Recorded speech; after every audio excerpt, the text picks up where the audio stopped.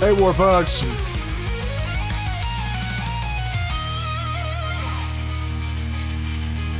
How is it going? How's it going, guys? Oh my god, you have a Vampire the Masquerade game starting up? Dude. Oh, man. Oh, Cephalon, what's up, bud? That would be awesome, Cephalon. Guys, it's Ghoul lore today. Ghoul lore. Now, I really wanted to check this out on now they've released this. They've also released Bruva Alfabusa has also released his new my brain is absolutely terrible. They've also released the next episode of Norfolk Wizarding Game, which I need to find out how I can actually check that out. Hey, Castillo, man, I hope that you have a good day, bud. Catch the VOD if you want to, but I have some news, guys. For all patrons and channel members, I just immediately prior to starting up the stream, I have finished with the next episode of 5-ish Minute Lore, which is going to be which I'm going to put for channel members on the main channel, Old Man Reacts, and it's going to be up for Patreons later, both of those later tonight. And both of those are going up, it's going up later tonight. This is the first time that I've done a lore video in this house. It took me a lot longer than I expected to. I have been waiting for a couple of things to come through for me. But right now, what I'm doing is I'm getting ready to transition to a new way of doing lore videos. I have a new microphone specifically for that coming in the mail that will hopefully be here before next week. I'm going to be working on the script for the next episode of 5-ish. Well, I'm not sure if it's going to remain 5-ish or not, but we'll find out. It's going to be out soon. Also, the second update for the house channel is going to be coming up. I'm going to be putting that together later tonight. So, it's going to be a whole thing. Like, I have been waiting to do stuff like this for a while now. And speaking of lore, when we were getting mistakes of the Emperor Lehman Russ, Jack, there, like I've been saying, there's been a lot of stuff that I've been trying to get back to, stuff I've been trying to get to. That is one of them. So far, the Mistakes of the Emperor Lehman Russ is sitting at 8 pages. And it's mainly about the Emperor's diplomacy and how Lehman Russ tied into that as a perfect example of Imperial diplomacy during the Great Crusade. Hey, Ku, what's up, bud? Glad you could join us. So, we have some Bruva Alfabusa today. It is Big D and Kitten's crash course on the Fatally Addicted. This is Ghoul lore. And this is Vampire. This is World of Darkness in all its glory. So, guys, make sure, dude. It's been a bit since I've seen you. Space Marine 2 spoilers. Yeah, I have not played Space Marine 2. The chances of me being able to sit down and play Space Marine 2 are very small. Very, very small. It is what it is for me. But it is a game that I am going to want to play. I've already had one major spoiler because for some reason people just think that it's a good idea. Oh, let me just put it up here with the big reveal. So I already know one major spoiler, which really irritates the crap out of me because I wish people wouldn't do that. It just really kind of annoys me. all that being said, guys, X in chat for Bruva Alfabusa, because quite literally it is the best thing. Bruva Alfabusa brought so many people into the hobby. It is incredible. Yeah, Nathan, actually, it's kind of a when I finally get around to doing it, I swear. I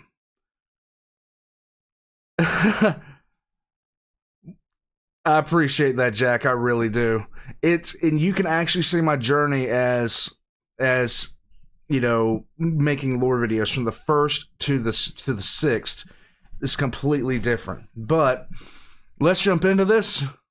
It is Ghoul lore. Let's get on.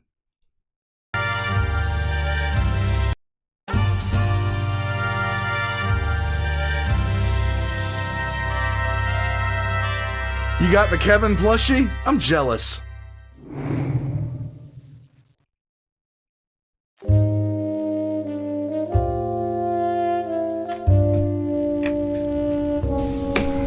Dude, excellent chat for Big Chore. Congratulations, my guy. Congratulations.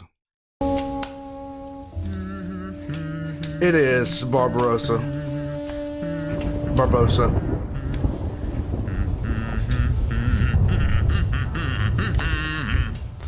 Kitten. Family, I am returned. Yay. Ah, Sadi. Welcome home.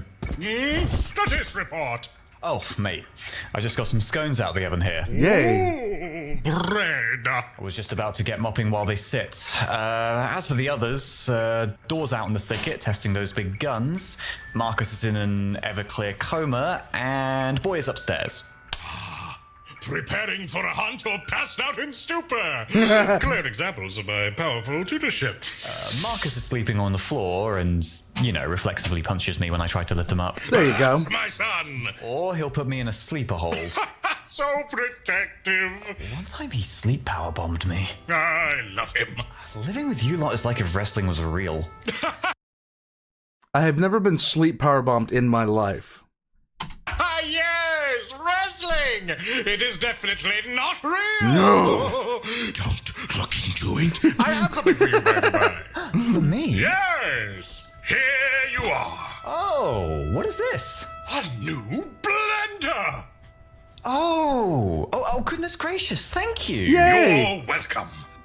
Oh, this one looks complex.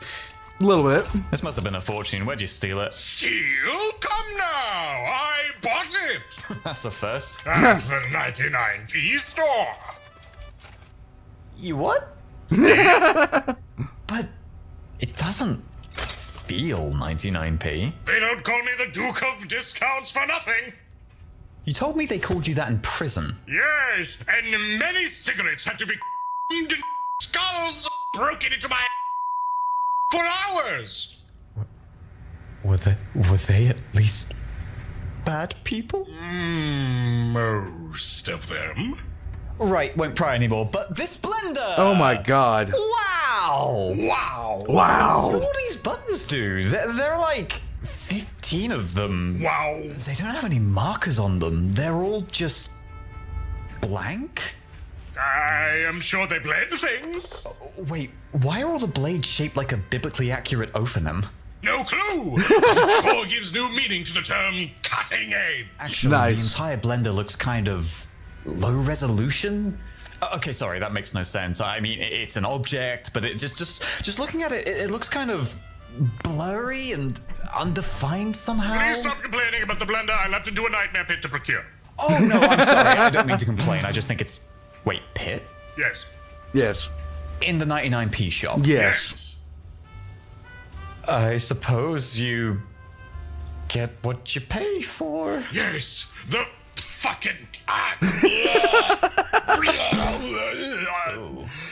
Ah, yes, the fruits of humanity, son-in-law! A multiverse of purees, now in the palm of your hand! I cannot wait to see what glorious omelet you might cook in this.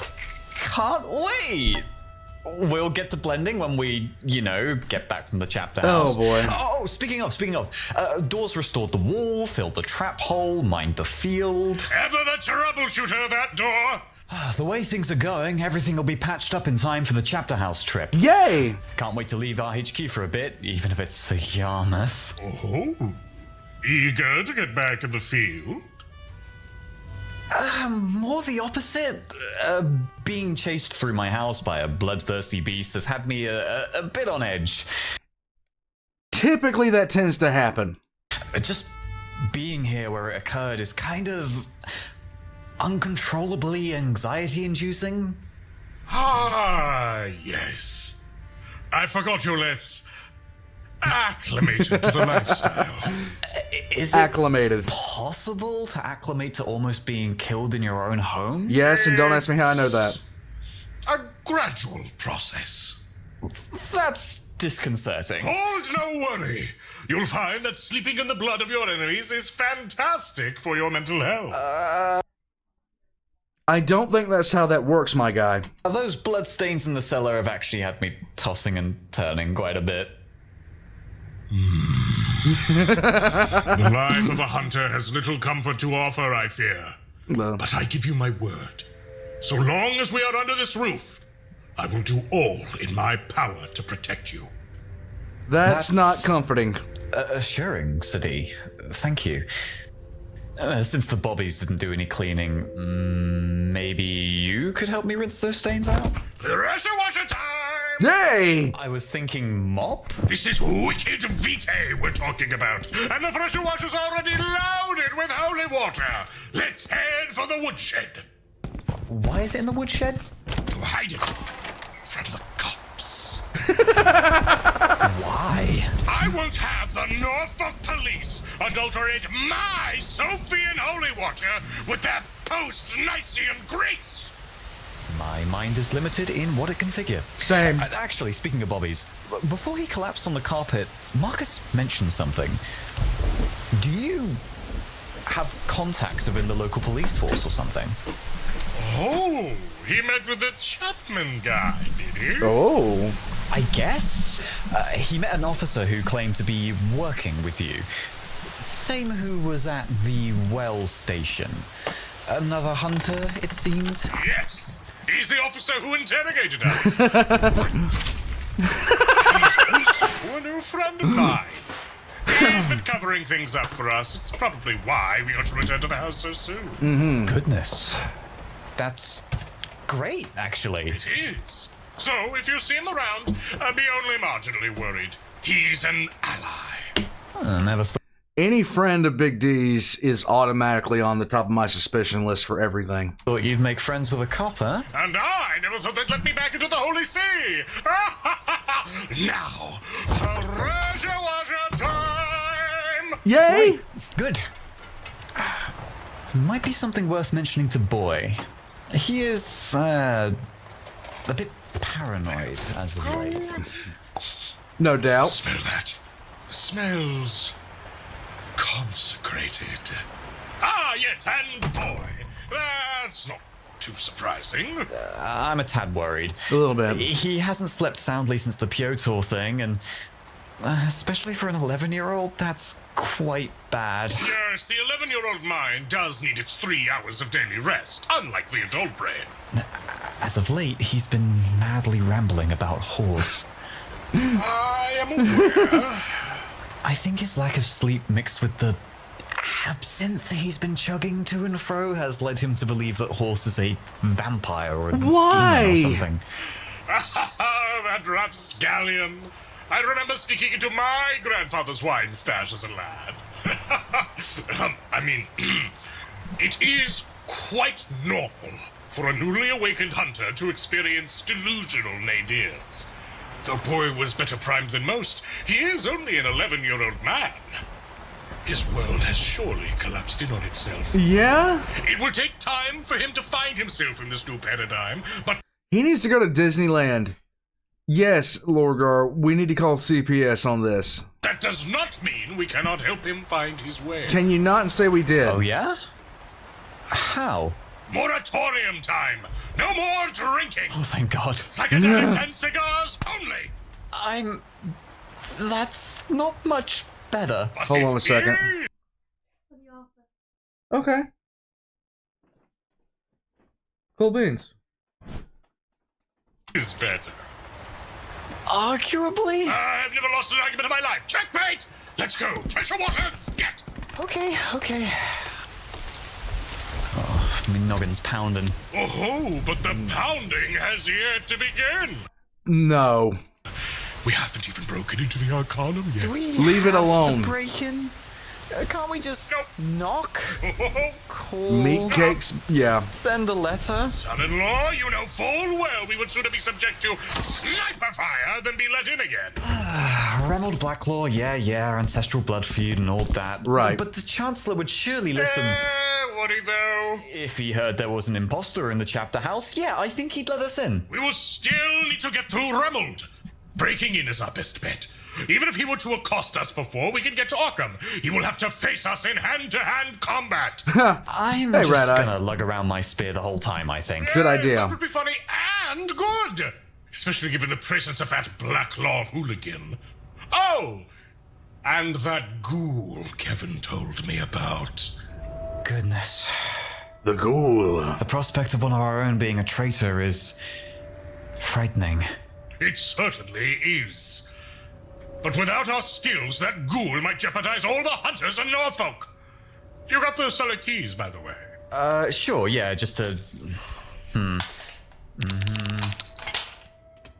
Oh, shit. Open.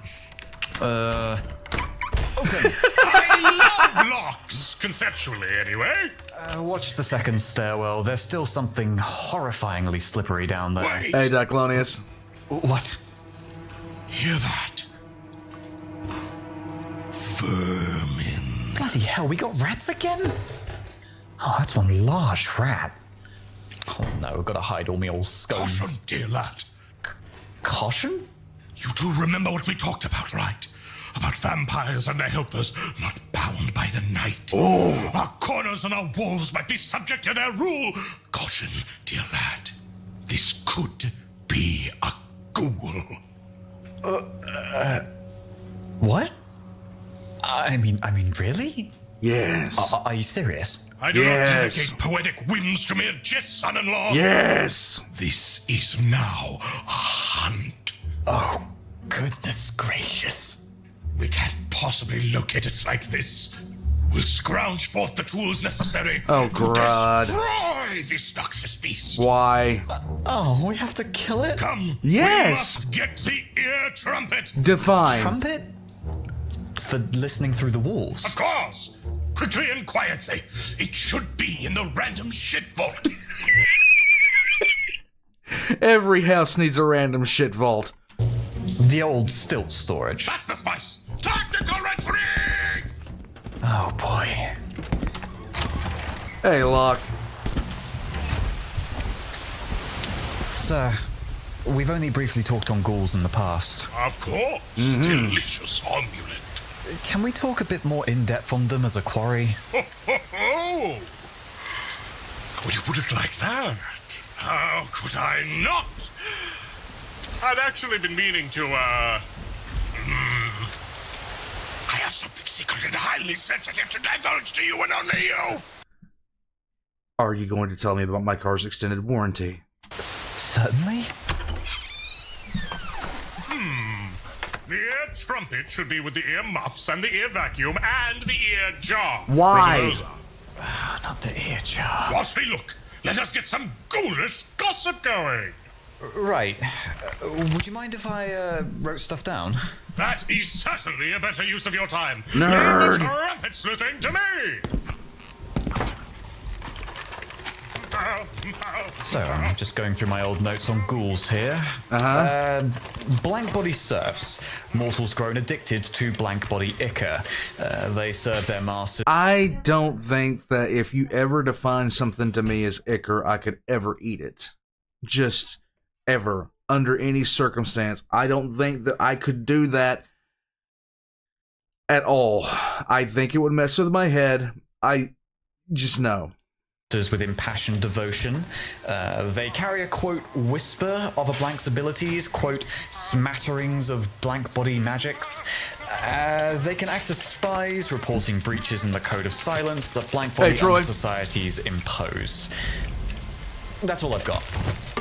Canny summation of the ghoul vassal, if I do say so myself. But like the bog, your brain yearns for more to haplessly sink into its depths.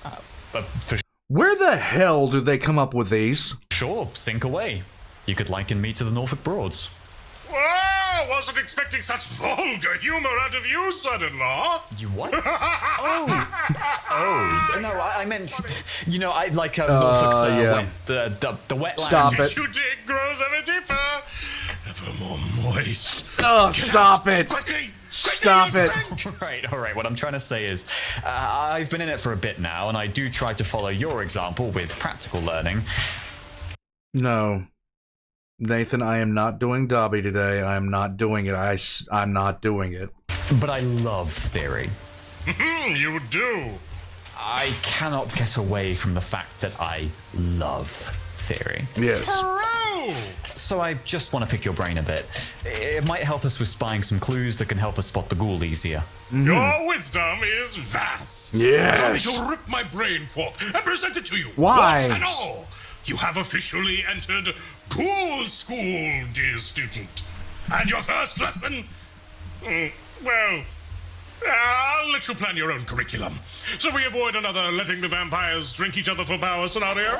Marcus would love to do that too. We'll talk about that. Ooh, I found my old humor extractor. Right, grand. So then, I have a first subject just laying out the basics. Topic 1. How is a ghoul created and what is their role? Yay. How is a ghoul created, and what is their role? For our purposes, a ghoul is simply a living thing that has drank vampire blood. Yes. That's it? What about the whole blood slave angle? A ghoul is not necessarily a serf, nor even a regular vitae drinker. What's more, the word is actually something don't of a wanna know, slur Hobbit. in origin. What the hell? We're referring to them by a slur name, Sadi? Yes, and there's several different kinds of hells, too. What? The term ghoul stems from the imbalanced power dynamic between them and their domitors. A vast gulf hewn out by the vampire elite. Whilst derisive, it is the standardized term for non-vampiric vitae drinkers, even among the more progressive of their kind. And so far, I've never heard a ghoul use any other moniker. Okay. In our ignorance, I suppose we'll have to settle for it? Things will change once we mass evaporate enough of the vampire elite. I assure you. But Okay. I'd still assume a ghoul has a particular... X in chat to nuke Joe Rogan. Just nuke him. Oh my god. Just no. God.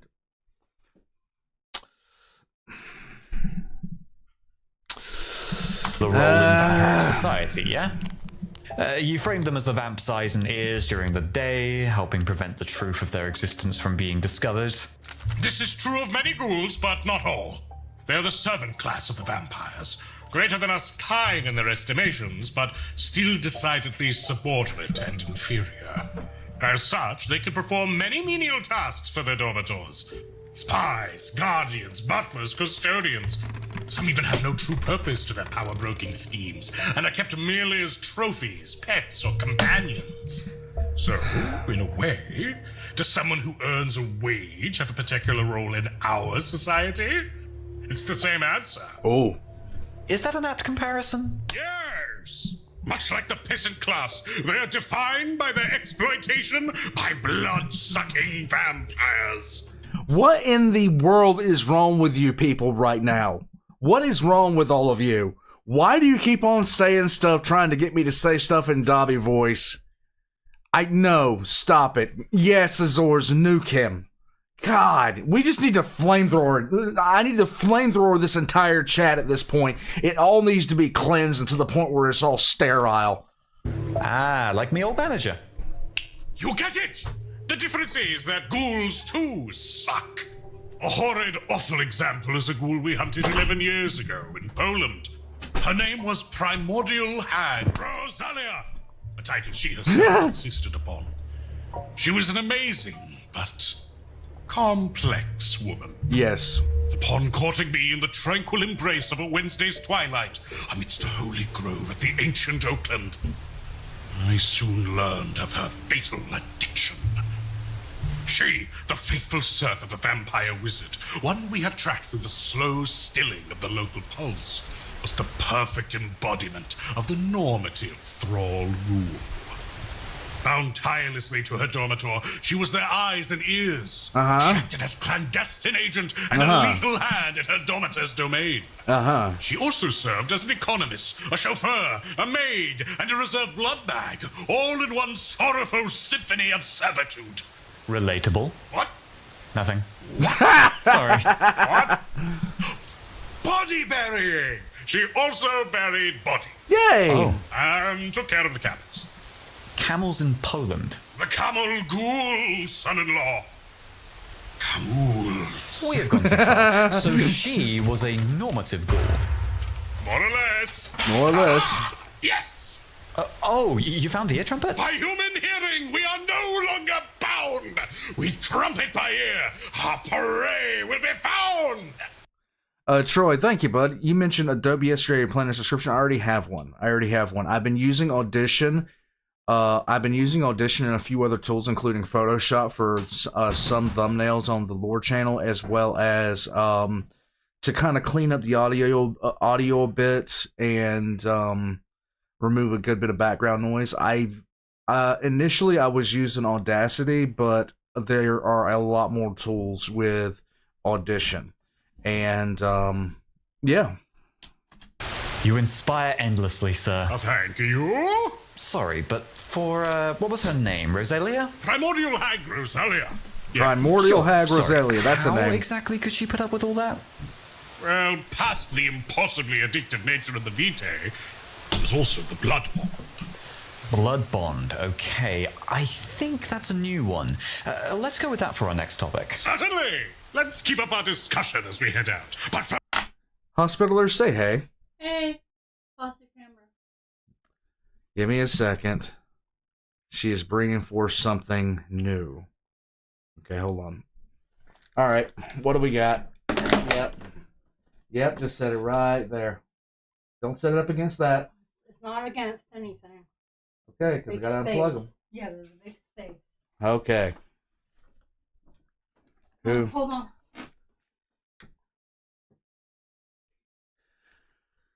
on. Yay. Okay, here we go. Boop. Okay, you can barely see it. Let me just bloop there. Nah, you can't see it, but we have the cat tree back in here. We have the cat tree back in here for the War Crime Cat. Oh, by the way, guys, we have discovered that Celestine the War Crime Cat has lost her hearing. Oh, She has completely lost her hearing. there we go. And she's a little deaf girl now, but that's okay. She's an old That's girl. why she wasn't wondering her name. Yeah, well, she knew her name initially, but she's lost her hearing over the past few years. Yeah. And if she could hear, she's lost it past then. Yeah, we snapped behind her head and stuff. And Yeah, nothing, like no nothing. reaction. She just no reaction whatsoever. But she's just an old cat, Rat Eye. She's just an old cat. But she's still loved and happy and good. She's just an old cat. She's just an old girl. We adopted her old. Yeah, we adopted her. She was when we adopted her. If you don't know about the War Crime Cat, we adopted her when she was. The vet was saying that she belonged to an older person who passed on, and they were getting ready to basically put her down because nobody was going to adopt her, and we adopted. Yeah, we adopted her. She was supposed to be my wife's cat. She turned quickly into the office cat, and now she is the War Crime Cat. I love on her every day. Huh? I love on her every day. What are you talking about? Every day when I'm sitting in Look. I don't need any rationalization. She's still very much my cat. I hear blah, blah, blah, blah, blah. My feed her, office cat, I blah, blah, water blah, her, blah. I clean the litter box. She's my cat. She says this after I've been doing it for 2 years, and then she does it like what for like a week, and all of a sudden. A week? How long have we lived in this house? Have you cleaned the litter box since you've been here? Yes. Liar. Whatever. Liar. Whatever. You see, you're still talking. Need to be doing. This is why people tell you that you're rude to me. Huh? This is why people tell you that you're rude to me. They love this stuff. What are you talking about? Comments didn't. They were Huh? like, you shouldn't talk to your wife that way. It was one guy who didn't even understand the joke and had posted negative comments on every single video I've ever done in my life because apparently he hates me. You should talk to your wife this way. You shouldn't talk to... do you see what's going on here? Do you see what's going on here? I'm trying to do stuff here. We're trying to observe stuff here, but no. Boss, what have you done? Emergency reaction, we need to tell you what evil you have signed up. There are free indie programs. Adobe is evil.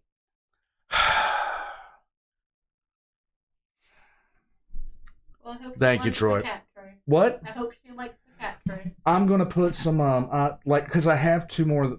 I have two more of those strips. I'm gonna put one right there, one right there to kind of light it up so she has a bunch of light. We need to get the other strips that I had over there. I was Anyhow. gonna put it in front of this window, but we have stuff that's blocking it. Okay. Now, so. Okay. Yeah. Okay. All right, love you. I love me too. Shut up. Let's go. First, let us see what we might have gained. Oh. All right, trumpets up to my ear. Say something funny.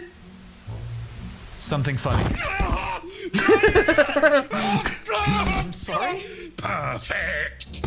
With war gear in hand, this is where the hunt truly starts. Let us go.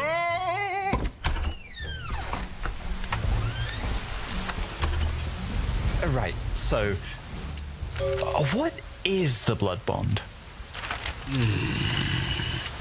It is a truly, unquestionably vile thing. The blood bond is to take the very essence of a person and wring it whole in chain. To enslave someone's very thoughts. Like, convince them that the thoughts and actions of their bondee are their own? In a Yeah. way, son-in-law, but much worse. The blood bond is, to most, completely indistinguishable from the natural feelings of loyalty, faith, duty, and love.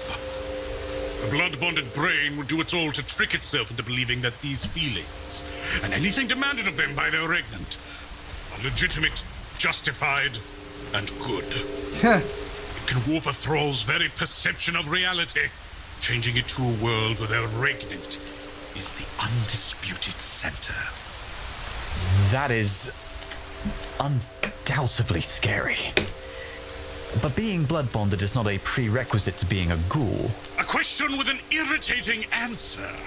It is not, but almost all ghouls who drink directly from a dormitor are immediately bound in some way via the first drink. Yes. It is often assumed to be a prerequisite, because their bond exists from the first drink. It is only after the third they are truly enthralled. But depending on how frequently they are fed and how attentive their regnant is, ghouls can either be slavishly devoted or fiercely resentful of their situation.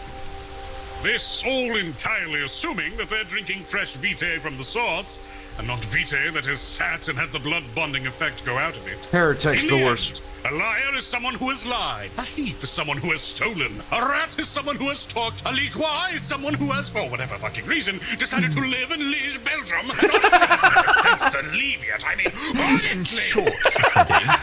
And the ghoul is someone who has drunk vampiric vitae. The qualifier is only that you have committed What does he have against Liege? to it once, and the label is not necessarily a permanent one. That is all a ghoul is. Ah, right, got it, okay. So this slavishly devoted part of our summation of ghouls is the result of this blood bond and not actually necessarily part of being a ghoul, yes? Well, yes and no. Don't Vitae is blood, Red Eye. do that. Vampire blood. Well, any kind of blood. Inspiration and ideas.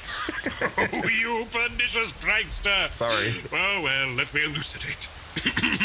Right, so, drinking blood. Have you drunken blood?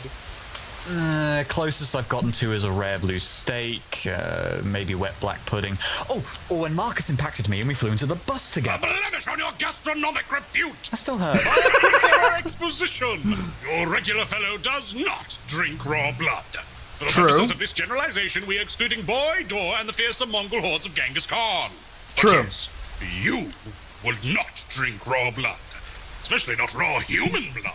Especially not directly from some nasty dude's wrist. That's grody. Disgusting. Why ever do it? This is a call to engagement, son-in-law. Why would someone drink from the grody man's wrist? My assumption was that they were simply forced to drink. Kevin used a strange mind trick to prevent us from moving back in the Binham tunnels. In such a way, they could force their ghouls to drink their blood and then, Say no more, for you are completely wrong, son-in-law. Yes. Good, I am learning. Whilst many are forced or even tricked into drinking it, the vampire's vitae activates something in the brain upon so much as getting close to it. Oh. Activates?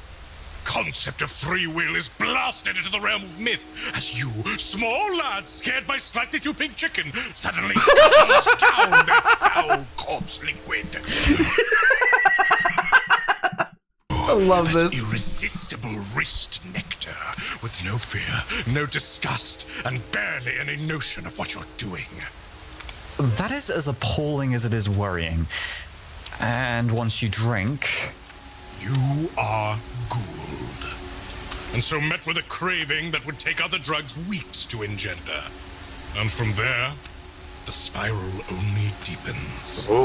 given that, the blood bond just kind of comes naturally for most ghouls, I take it. It does. We have both the incredibly addictive vitae in of itself, hitting like no other barbiturate. Then there is the blood bond, which materializes the more someone drinks of the same vampire's vitae. As I heard it from Rosalia, she drank 3 separate times on 3 different occasions, 24-something hours between each drink. After that, the bond took a complete stranglehold. And much like her, that is when a ghoul becomes their domitor's retainer, basically. Their trusted retainer, at the least. Even if they were originally unwilling, like Rosalia was. They are now both addicted and bound to the will and vitae of the vampire, overwhelmed by an uncontrollable feeling of loyalty and desire for their heinous master. That slavish devotion to the vitae comes in 2 for many, or just in 1 for some. The ability to mess with the brain like that, the thing that makes us Hobbit. Chill. You can just imagine the breadth of power fantasies enacted by those vampires willing to abuse it. Enslave your past bully, enslave your working staff, enslave your desired lover. That is beyond horror. Oh yes, but believe you me, it gets far worse. No, Red Eye. Oh, goodness. But not yet! The rat awaits, child! The rat We'll have awaits! to pace ourselves like we're out pubbing in Great Yarmouth! So, spot of tea followed by a crack injection? You don't inject! So tell me, do you believe Yarmouth is fundamentally broken on some spiritual level? Yes. Might it somehow connect with the 99p stores and the mini golf courses? Oh, I am sure. The masters of these accursed places must be hunted down! The clubhead, the groundkeeper, all bound for annihilation, much like the British royalty. Oh, Queen Victoria, you'll rue that day yet! Fairly sure Queen Victoria's dead. I'm sure you are, but I'm not convinced. What? Well, before we get back to the hunt, let me ask. Are there vampires who never actually blood bond their ghouls? Certainly.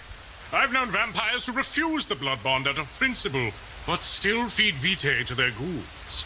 They need only be careful. So, not all ghouls are blood bonded, but all who are blood bonded are ghouls. Yes! That makes sense. Except vampires. Except vampires. Well, vampire ghouls are, for our purposes, technically. Technically. But it would many times come across as immensely derogatory to call a vampire a ghoul. Because it's a slur? It's more that it's an immediate turning of their social order, placing one of the kindred in the same position as their slaves. So, what? According to those who structure power in their societies, a vampire cannot be a ghoul by definition? Yes! And it's not a definition we have to use. Whoa. Their definition is formed and enforced by societal standards, traditions, and their hierarchical order. So, if you want to insult a high-flown vampire wizard, defy them and insist upon calling them a ghoul. Nice. Just don't let them touch you. Oh, we are really getting stuck in now. But look, while we're talking terms, I have a new topic. Very good. But before that, Oh, right, the hunt, sorry. my augmented ear must ascertain the creature's current location. Do it. What are you... I'm listening for movements through the wall. Yes. Isn't it trickier to listen through the house's exterior wall than doing Little it through bit. the walls I inside? hear it. I guess not. Wait. I think this rat has 8 legs. 8 legs? What poor freak has invaded our home? Oh my If god. they are able, they will soon come to regret it. To the kitchen! The kitchen? All right, maybe I can pack away the scones I made before they dry. Alright, Duck I Columbus, have a shall nice night, open bud. the kitchen window. What should I do? Here, take this ear jar. What? Holy shit! No, I thought you'd cut Why it. bring the ear You'll jar? have to do. The irresistible smell of meaty ears will surely attract that morbid pest. What even are They're these? labeled with hexadecimal serial codes behind the lobe so I can keep track. But it doesn't matter. Leave these ears in peace. Oh boy. We will take our vantage point outside the window. When the beast strikes, we will snipe it with a powerful pressure washer. We'll hit it so hard, even the regnant will feel it. Okay. We're just gonna sit here in the yard? I love the yard. Fair. You'll clean up the ears, yeah? Sure, if there are any left. Good. Oh my god, come on, man. Why is D like this? Mind if I bring up another topic? Bring them like boats up the mountaintop. What is a domitor and what is a regnant? This is a good question. I've heard you use the words regnant and domitor a few times now. Are those real titles used by vamps? And is there some kind of distinction between the two? They just feel like different words for master. Yes, these are real terms used by real, actual uppercase V vampires that are real and actual. I've heard the titles of Ghoul and Domitor, as well as Thrall and Regnant, from multiple unaffiliated sources. Multiple. At least in the West. Also, Lickmaster, Vitae, Big Papa, but those are just perverse. How charming. That's And to answer your second question, these are not, in fact, synonyms. They are distinct. First, we have a Ghoul and the Domitor. okay. A Domitor is the blood giver, whilst the Ghoul is the blood recipient. That is actually as simple as phyllo cheese pie, but it is, of course, purposefully dressed in the language of master and slave. Right. Because everything vampires do is... That tracks. Every other word out of Piotr's mouth was a master-slave dichotomy. Man, these vampires sure love their class systems. Yes. What of the regnant, though? What's that term all about? The Regnant-Thrall relationship is a step beyond. See, a thrall is one whom is blood bonded. A regnant is a blood bondee. Here, the master and slave analogy is far more literal. An inseparably attached imposition on the existence of the bond. A ghoul is many times also a thrall, but not necessarily. Do you understand? Ow. Naturally. Naturally. And I suppose thrall is equally as derisive a term within the same context? Not always. Didn't think so. No? Unlike the term ghoul, a vampire can also be named a thrall.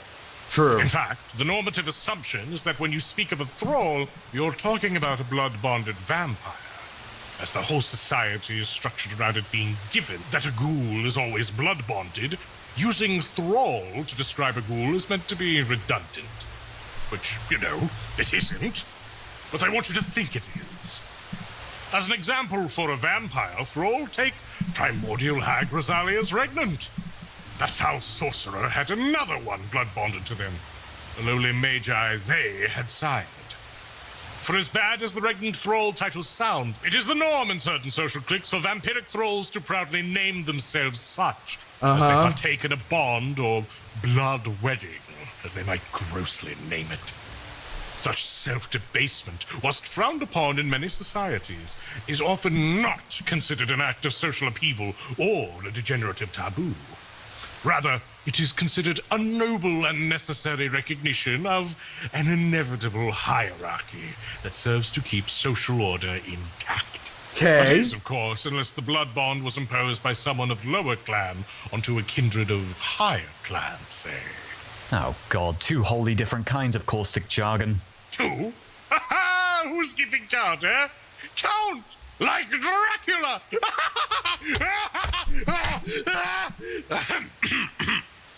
In summary, not all ghouls are thralls, and not all thralls are ghouls. Same for dormitors and regnants. The vampire elite really loves to use norms as a weapon, huh? Much like any elite. That's true. Now, okay, this is all fine and good. Or, no, excuse me, this is god-awful. It is. True. Except for the god part, probably. A serf willing to do anything at the call of someone as morally bankrupt as Piotr. I can see just how dangerous that is. And there is no limit to how many ghouls or bonds a vampire can have either? The only limit lies in how much vitae a vampire can give. Goodness gracious. But as I understand it, that's still not even as bad as it gets, yeah? No. Oh! Oh, no, no, no, no, no. No, no, no, no, no, no, no, no, no, no, not by far. No. The eight-legged rat thing we now hunt?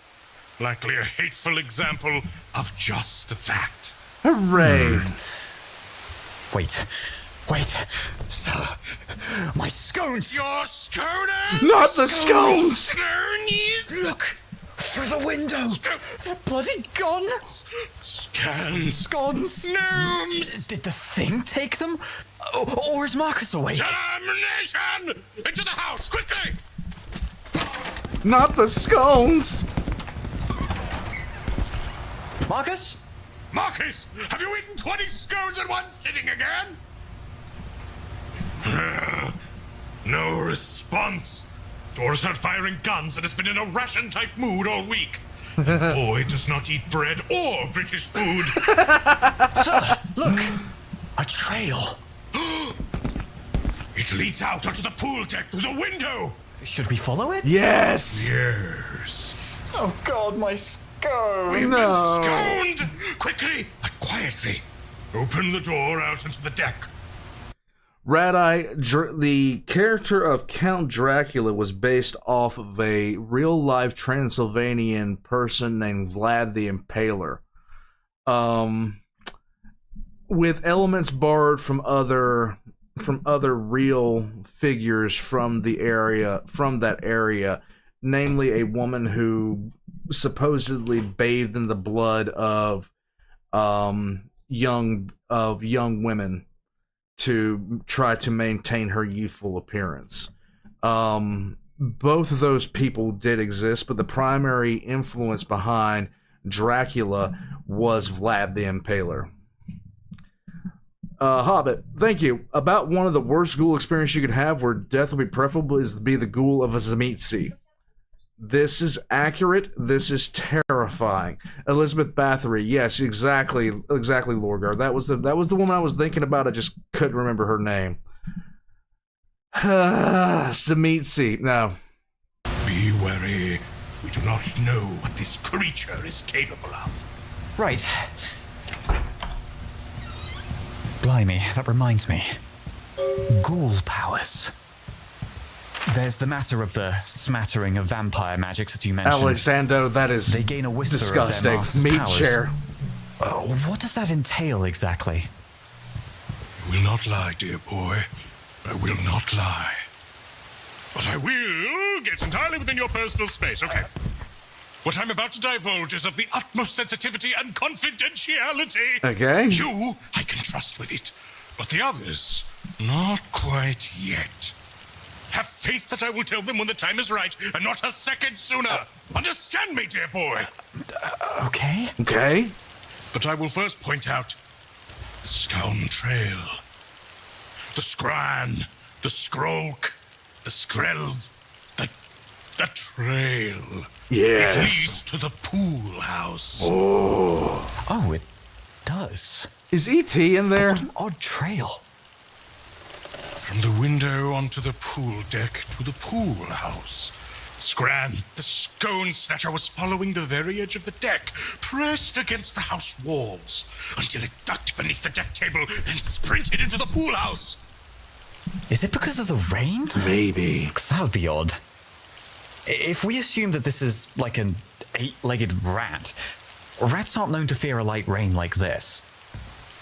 Could this be a ghoul thing? Ghouls can inherit flaws from their master or develop new idiosyncrasies. But I've never heard of a fear of rain. Nosferatu? We had better move quickly. Right. I'll open the door.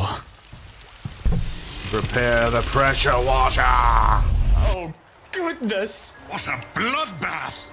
Or perhaps a bread bath? My scones! No. My fine home-baked scones! No, not the Ripped scones. apart like the common 99p loaf! How dare So they? sorry, son-in-law. We should never be a victim in the fight against evil. I wanted to treat the arcanum to my family's scone recipe again. Hold a moment. The creature could still be here. What? There's an easy way to figure that out. Pressure wait. water. Go! The water jet's etched itself all over the woods. Oh, the pool house and the deck stains all patchy and... oh god, a plank snapped. Son-in-law! What? Son-in-law! Look closer. Oh. Oh? It wasn't visible under the deck stain. But now that it's been blasted away and I have to repaint it again... Focus. Sorry. These are claw marks. But they're only here, and they've left almost like small craters behind them. Can you suss out what happened? Hey, Natsu. Oh shit. There's a small dent on the roof right above. Did they jump up onto the roof from here? Can they do that? Let me tell you about just that. Yes. Sure, but what if it can hear us? We'll move out and go to Door's workshop. Go. Given our findings, the creature seems to not like rain. It's likely hiding by the chimney. Or perhaps even in the attic. Okay. We'll go get one of the ladders. Let's go.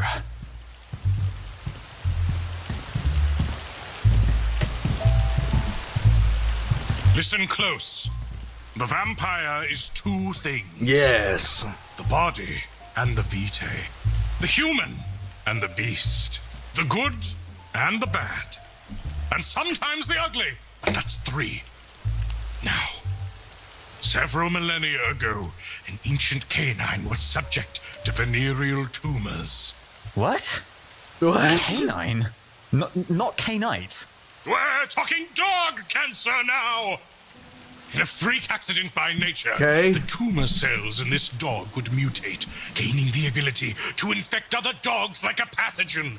Okay. These venereal tumor cells would essentially become an entity all their own.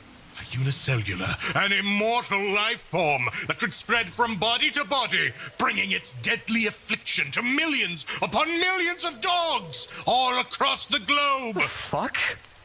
Yes! The vitae is a life form alien to its host that co-opts the corpse of a human, taking its hands, its heart, its mind, and memories, puppeteering it like the zombie and fungus, fighting its host to meet its own desire. Okay. Eating, and spreading its infection further. And cordyceps, that's the For the name. fungus or the dog tumor? Does it matter? Dear boy, these are what curses are. These are the Thank you, Hobbit. Apparently, the background is an actual map made for this in Gmod, and it's downloadable. Okay. I don't know what you would do with it, but it would definitely be fun to roll around in this. I never have gotten into Gmod, actually. great calamities we set ourselves against. And a small part of the vitae, that life form, that living curse, is spread into the still living form of another. Thank you, Hobbit. To make a ghoul. A vampire's blood does its all to give their host a shot at their new role as predator. I take it does similar things to ghouls? Is that where you're going? Correct. But much like how it manipulates the mind and body of a dead host, it creeps in the same way into the still animated tissues of a living one, though in a far more limited regard. It is like the human body, whilst it still brims with life, fights against the undead agent infiltrating its body. A war fought between good and bad, and sometimes ugly, within your very flesh. That's an inspired analogy, I must say. Yeah. But, whilst the vampire blood asserts its control, I take it the ghouls are able to make use of the same arcane abilities that their dominator employ? I mean, since a part of their dominator is now part of them, yeah? Certainly. By and large, their powers are very limited. Increased strength, resilience, and bodily generation come most naturally. The overwhelming majority of ghouls I've met are limited to just those. Okay. But other powers are not outside their grasp, provided their dominator possesses them as well. In addition, it demands intense training for a ghoul to master even the most basic of disciplines. So it was for primordial hag Rosalia, and a few other ghouls I've happened upon. So if Piotr had a ghoul, say, could they be able to go invisible and juggle a dumpster? Here you go, by the way. Thank you. And, well, not in the way Piotr could, of course. A theoretical Piotr ghoul could train themselves to use a form of invisibility, but one that only works if the user is totally still. Alternatively, they could attain an ability to punch hard enough to easily break a leg. That sucks. But not much more than that. There's just a lot of different vampire types out there, isn't there? And Yeah. I'm sure we haven't even catalogued half of them. We can't even know what ghouls can do because we barely even know what vampires can do yet. This is true. And there are as many ghoul variants as there are vampire variants, if not more. But once we get on that roof, we can add another one to our index. There you go. Ladder's here, by the way. Wait, shit, this one's too short. I couldn't even use that for my extemporalized pole dancing. There should be Say what? another one here somewhere. Oh, here. Wait, this one's also too small. There's a wooden ladder in Horse's house, right? Yeah. Yeah, alright, we'll go get that one, I suppose. No. I could've Nathan, sworn no. We had a bigger one in here. Whoa, horse time! In regards to this one, like as far as they go, I mean, ghoul You variants. did, Lorgar. I take it this one is at least not your standard ghoul. Based on the clues presented thus far, Yeah. of course not. Since there's a lot of variables involved, what do you reckon this ghoul could be?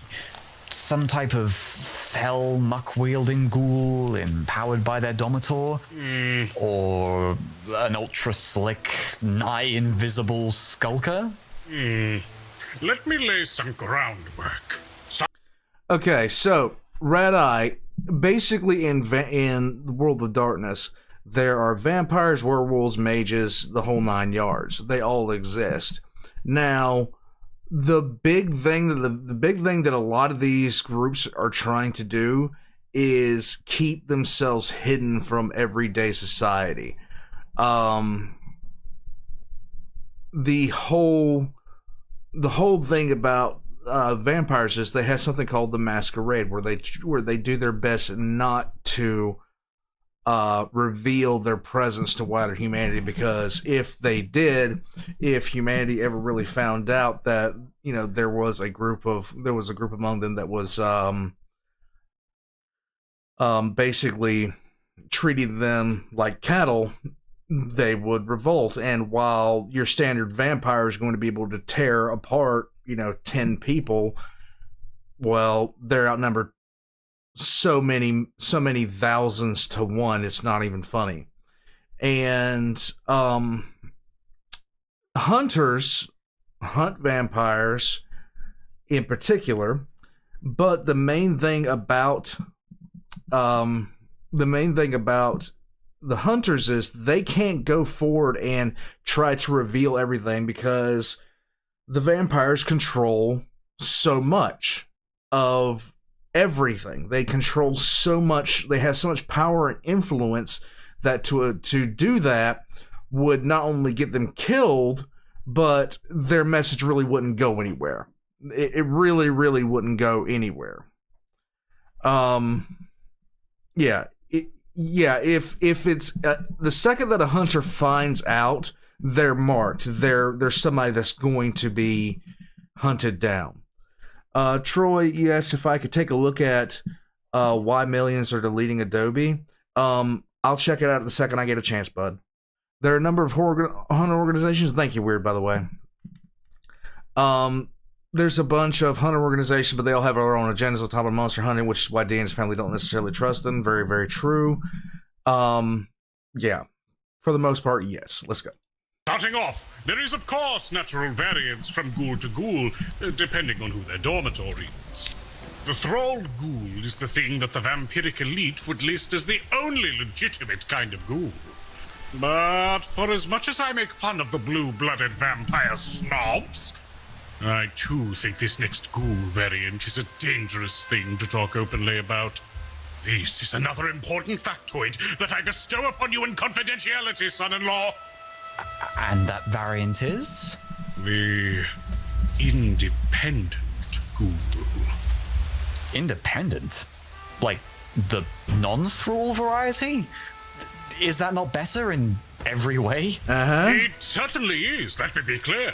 Independent ghouls are good.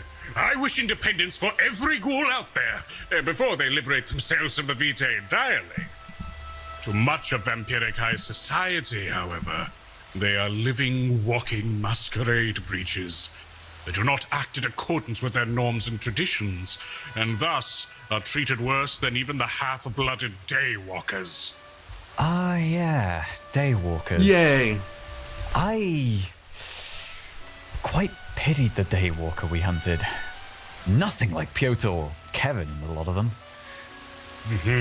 You had mentioned they are severely oppressed in vampiric society. Are you saying independent ghouls are even worse off? Without a doubt. They're often despised among the kindred elite and blood-hunted all over the world. These creatures are meant to be on a leash, after all. A masterless hound that can unwittingly destroy an entire society cannot be allowed on the street.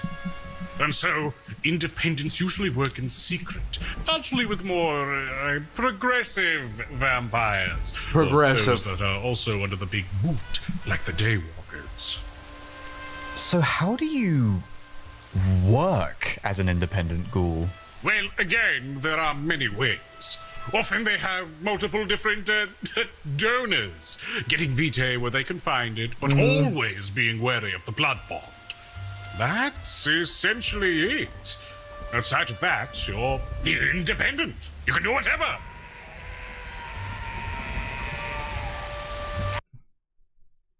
Please tell me it's Kevin. Please tell me it's Kevin. Cracker's at it with his primal scream therapy again. Neighbors. Holy shit.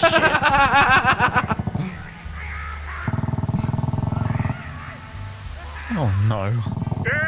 He'll be all out of house before long. Have you seen his house? It's submerged in a ditch and has a tarp for a roof. An upsetting figure. If you weren't such a loose cannon, you would make an excellent hunter. He's too busy digging for Iceni treasure. Oh, speaking of loose cannons, there are also our twisted allies in hunter ghouls. Hunter ghouls? Oh. Oh. Oh. Right. Things are starting to click. Good. As you can imagine, they are hunters who hunt down, stake, and then keep their quarry to carefully feed off of until the stock runs dry. Right. I understand. It's on the brink of what we do, isn't it? Yeah. That's right. We only extract information. Thus far. Thus far. Who's Don't approaching? like that implication. Another thing we do not do is sling vitae. Could have made some serious dosh in Yarmouth had we kept those canines tamed. I'm not sure. I jest, of course.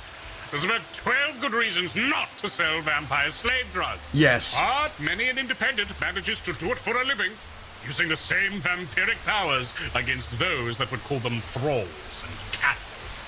It's a serious hustle. One has to respect it, but I'd never condone it. You lose too much of yourself to vitae once you imbibe it. What else? We also have ghoul family. Ooh. Like families that are all ghouled. That exists too, but no. I mean ghouls that have been so ghouled that they pass on their ghouldom to their ghouldren. Okay. Much like a rare blood disease, then. The vitae spreads from mother to child. As far as I know, that isn't a natural process.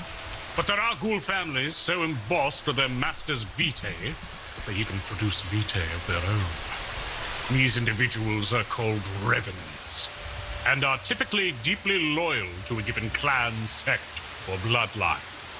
That's interesting. Little bit. Oh, God, what if Piotr was planning something like that?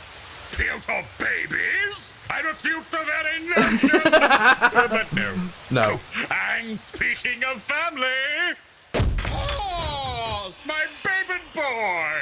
How's father's little giant? Yeah. I am increasingly concerned the more time we spend around horse. Hello, horse. Please, eat my apologies, horse. You're still a bit queasy, aren't you? Poor horse. You have your father's eternal respect for the strength you've displayed these past few nights. We're looking for a ladder, by the way. We suspect there might be a ghoul on or in our roof. Oh, certainly. Death will come slowly. Oi, actually, the potential ghoul on the roof? Just making sure. Uh-huh. It is an animal, yeah? Maybe. You had already mentioned animal ghouls previously. Of course! Animal ghouls are limited in what they can do, but immensely versatile. Imagine a peregrine falcon acting as your eyes. Imagine a rhinoceros as a mount. Imagine giving a dog the power of a gorilla. Imagine giving a gorilla the power of a double gorilla. Imagine a Double whale. gorilla. I don't know how that works, but just think about whales for a second. Come on, you guys! Whales! These things are all possible, provided you have the vitae to spare. And a familiar like this is, evidently, something our dormitor has invested in. Isn't that just wacky off the walls, dearest horse, kindest horse, fairest horse in all the land of Angel? Yeah. He says he would run it over, stomp it into the ground, and then crush its skull in his big mouth should it near his home. Oh, but he'd only eat it if it was made of plant or whatever. He is a horse, of course. Uh-huh. Plant? Plant ghouls. Plant? What? Yeah, however it's pronounced. It's rare, as it demands a touch of thaumaturgy. Okay, seriously? Seriously. Plant ghouls, I did not know were a thing. A vampire could make their own ghoul chili.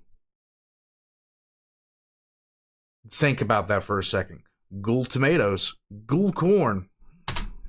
Like blood sorcery? Indeed. With it, it's possible to grow a garden of blood-addicted plants that are excellent for disposing of bodies. What? Rosalia's job only got a touch easier and a whole lot more dangerous from that viscera garden. They caught a Russian spy whale? That's impossible, Troy. That's impossible because we know the Russians can't make anything that intentionally floats on purpose. Was grown. There's also the plant people Thank that you, certain Troy. blood sorcerers can create. Yeah. Haunting human simulacrums made from plants such as the mandrake. Those are able to perform only the most basic of tasks, though. Unfathomably creepy. Yes. Keep the law never mowed, son-in-law. Yes. Never mowed. Wait, that's Horse's job. Don't steal Horse's job. Yeah, how dare you? I never dare. Why are we here again? Oh, that's right. Ladder. Over here. Oh, God. It's also too small. What are we? Sadness. Too big? I swear, where is the bloody ceiling ladder? I know we had it in the workshop before. The tall one? Yeah. Yes. Ah, that's right. I put that one in the chimney. You what?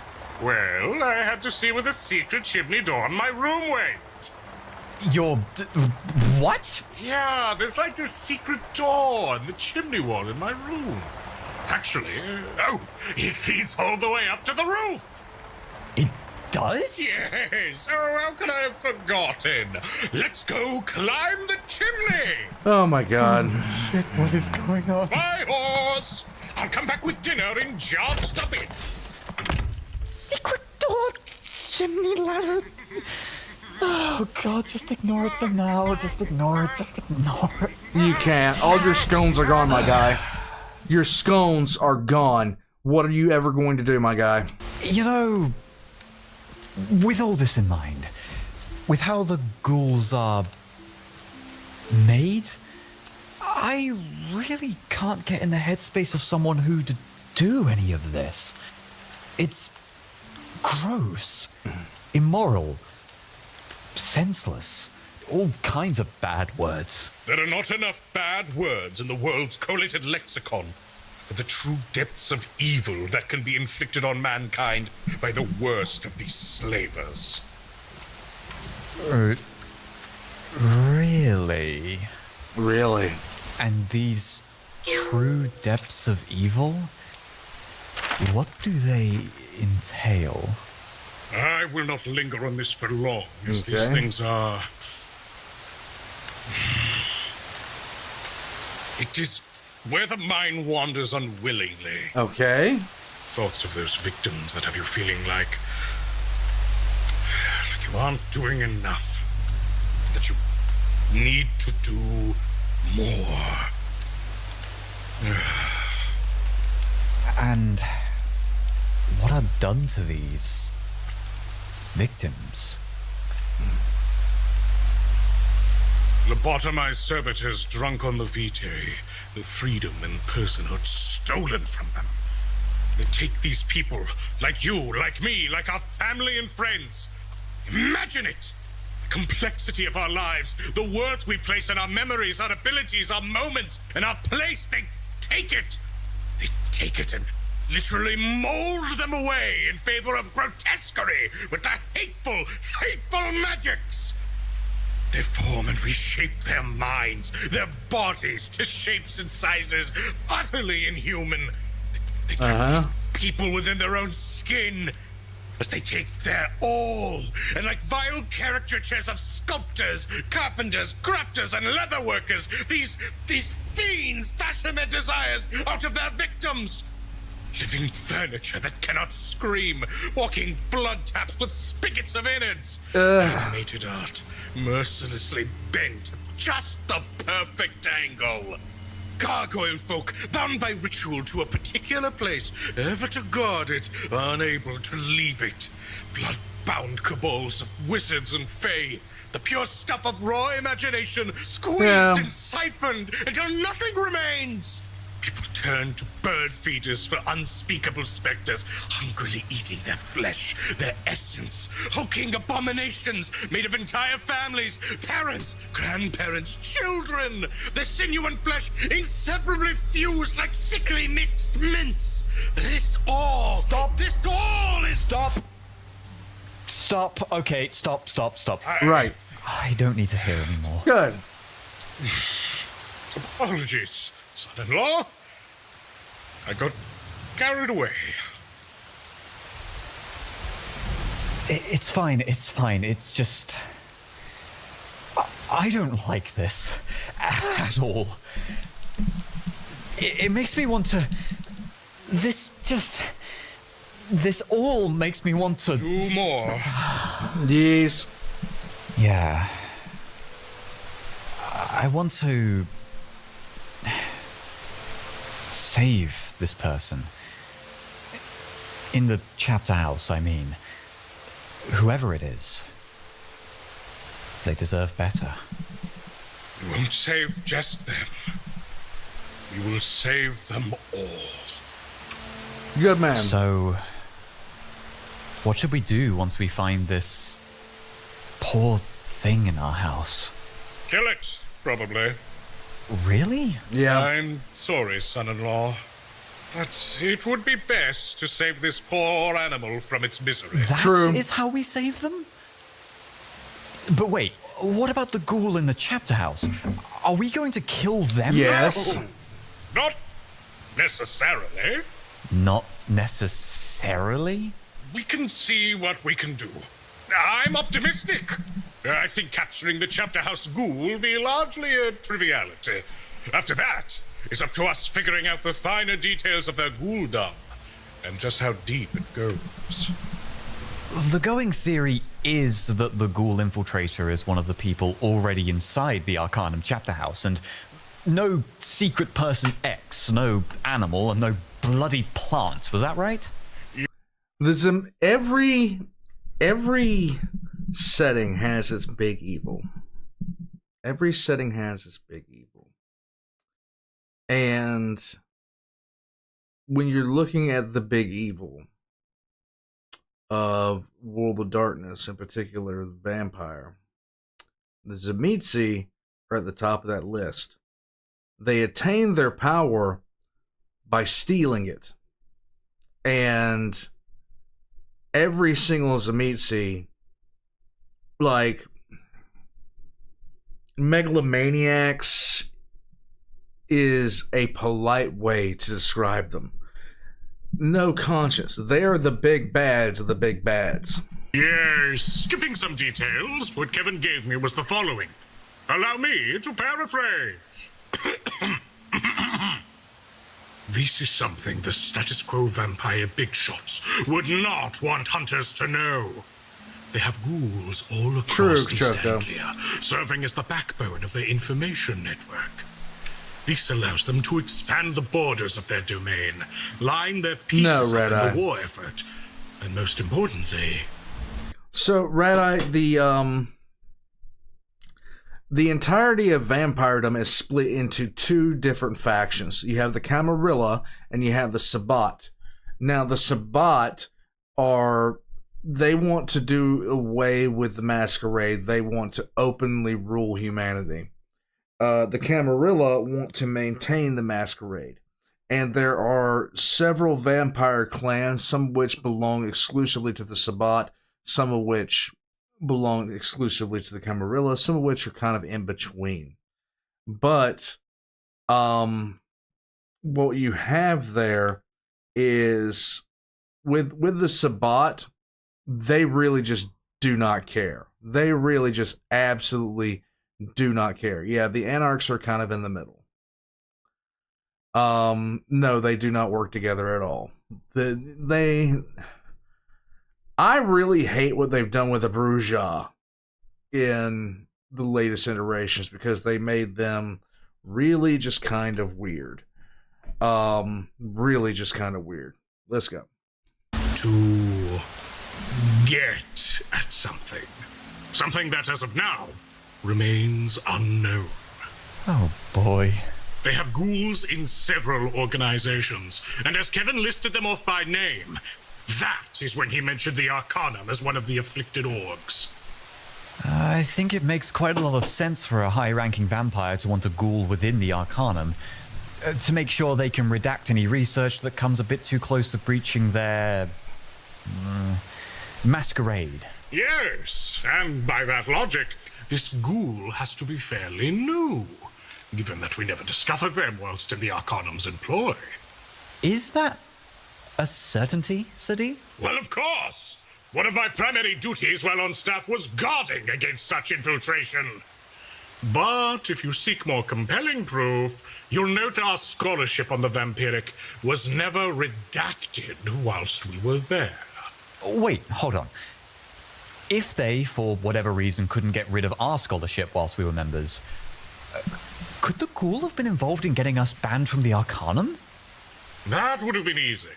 Remold Blacklaw had been lobbying for our ban since the day we came, after all. And it's not like we respected the Arcanum's rules all that much. Most of us, at least. Your point is pointed, though. Your point is It pointed. means the ghoul might well have existed alongside us, even back then. Nevertheless, this is a side tangent. Further along in the interview, Kevin went ahead and mentioned the Hunter data. Some kind of evil, fucked up data computer hypertech that immediately injects the names, age, and location of all hunters in East Anglia directly into your brainstem. Didn't you refer to it as a floppy disk earlier? Yeah? I would assume it flops its way through my ear canal or something. Evil word, the computer is the devil! As I was saying, the hunter data is, of course, top priority for vampires of any stripe. Should they acquire it, they would know the location and identity of all hunters in the region. Bloody hell. With that sort of data, they could wipe the lot of us out. Mm-hmm. Why the hell would you keep something like that? Huh, blame the Coalition. Under their watch, power and influence over the unaligned hunters will always be a higher priority than their security. What idiots!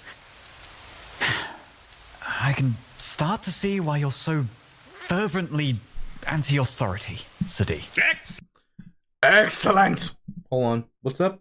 Are the stairs a safe place for me to sit, or is it on camera?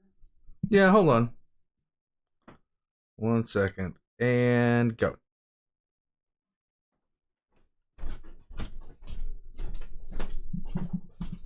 And you happy? Okay. Are there any vampires that are good or neutral? You know, it's cliche.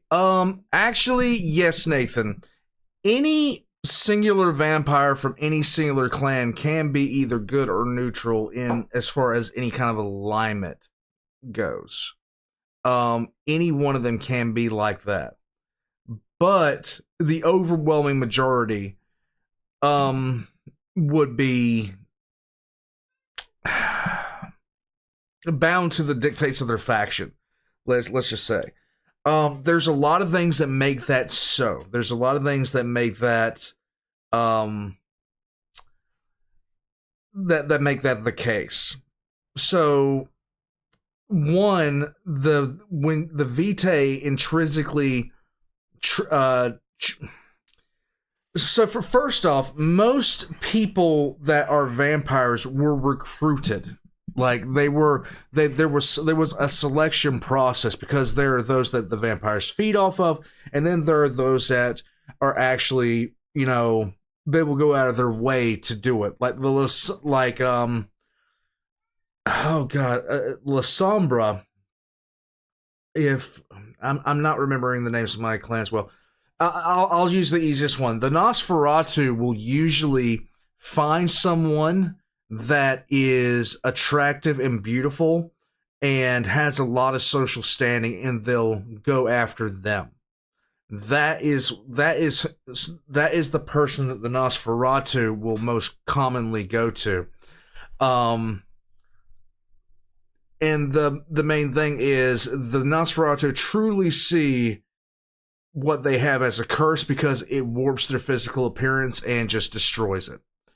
La Sombra is the Catholic Church, which is ironic. This is very true.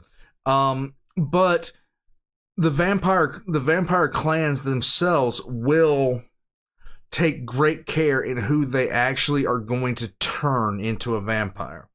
They don't just turn random people. They will go after. They will actually go after targeted groups that share their ideals, that share their outlooks, their ideologies, and their status. And they'll do this. Yes, they do that if they're jerks, true, but they most commonly will do it. Yeah, same. Joe Rogan had it right. But when somebody is turned into a vampire, most likely they're already going to share the traits that vampire clan is looking for. There can be an outlier, but it's really, you know, not that common for a vampire to be outside the dictates of their parent clan. Excellent! We'll make an enemy of the state of you yet! Yay! I wouldn't go that far. Regardless, Kevin first learned of the data when he was still part of polite vampire society. The Camarilla, yeah? Yes. Yes. Did you learn that name during the interview? They kept bringing it up alongside something called Anarchs and their own Sabbat membership. That's what I mean when I say practical learning. You'll always get better information out of the local ne'er-do-wells than you ever will from my generalized understanding. Okay. But yes, he first learned of it as part of the local Camarilla. But then learned more whilst hanging out with Piotr, as apparently the Sabbat had a spy within another org that works with the Arcanum. Oh no. Allegedly, they finished compiling the hunter data only recently. So the Ghoul is going to be after that data, but it's likely locked within the archive, so it won't be easy to get at. I can't imagine the Ghoul is in any particular rush if they're a more permanent resident. I can only imagine them getting a bit panicky when we hit the scene. And depending on how they respond, we will respond in kind. Hopefully we can get through this without wanton violence. Well... Now, your room, was it? Yes, quick! Quickly! Go. Yes, quick!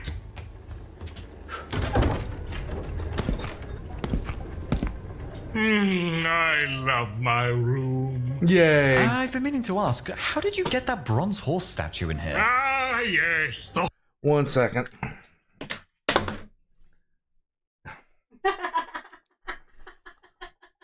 Well, come here, turd muffin. Come here.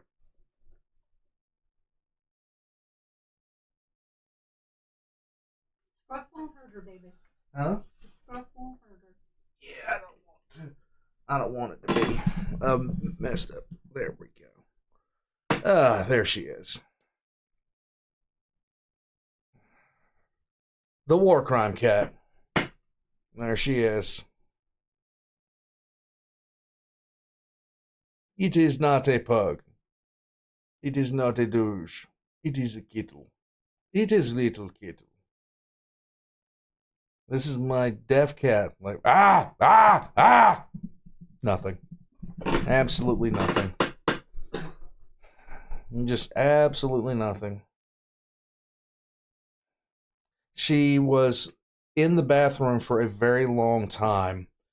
She didn't come out. I was really worried about her for a little bit there, but she started to come out about 3 weeks ago, and she has been very happy. She's been very, very pleased to be out of the bathroom. But, yeah, she's deaf. It's sad. But she's living a good life, I'd say.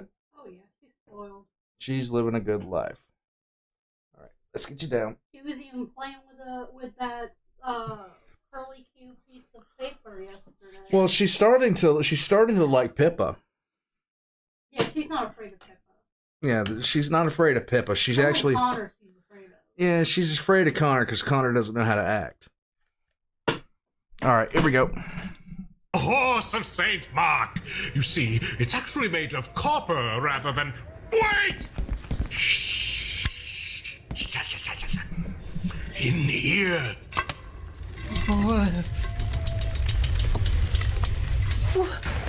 Sir, this... This is a Wendy's. How have I never seen this? Also, isn't it dangerous to put a ladder in a chimney? Oh, what? We only burn evidence behind Horse's house anyhow. Quiet! Let us head up.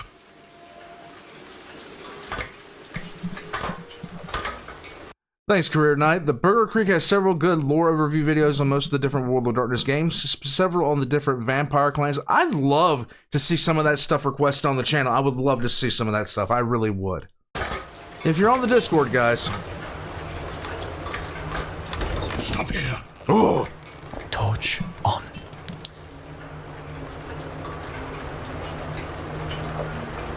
This is the attic, isn't it? You know, somehow I've never actually been up here. Shh.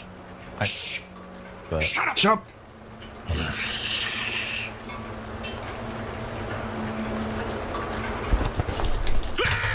Pressure washer attack! Goodness bleeding gracious, you blasted a hole in the roof cap! Got away! Damn it! Oh no, rain's leaking in. Damn it! Rolled into the walls! Oh god, insurance won't cover this. Do not divest your attention in such worldly things, son-in-law! Did you see it? Or rather, them. One? Two. And those creatures, they were not rats. What? Here, trumpet!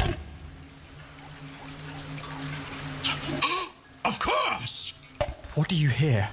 This started in the cellar, didn't it? It did. That's where we first heard it. Or them. I have a theory. Come with me. We head for the cellar! The cellar! God!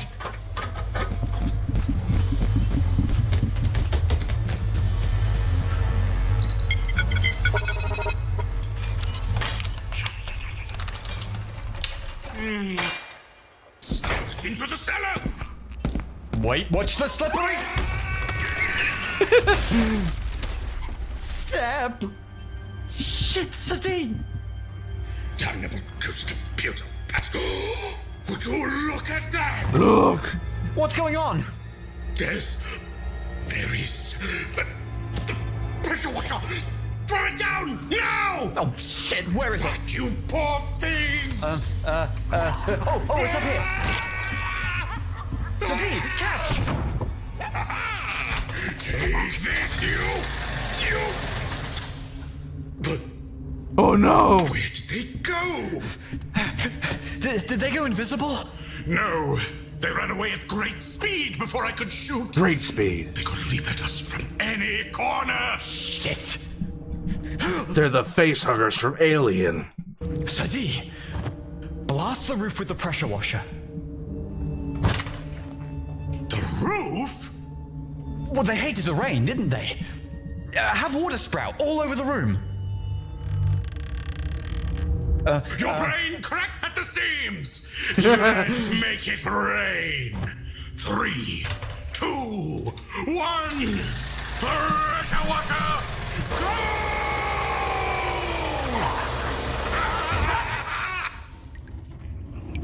There, from the big pipe in the ceiling. They're leaping down! Wait! What are they doing? They're Chihuahuas. drinking the floor blood? No. Oh, no. They're drinking ape's blood. Oh, God. Ah! The clouds have cleared. These creatures have ghouled themselves. Is that even possible? I'm so confused. This is a highly unlikely scenario. A vampire's blood usually dusts after only a short while.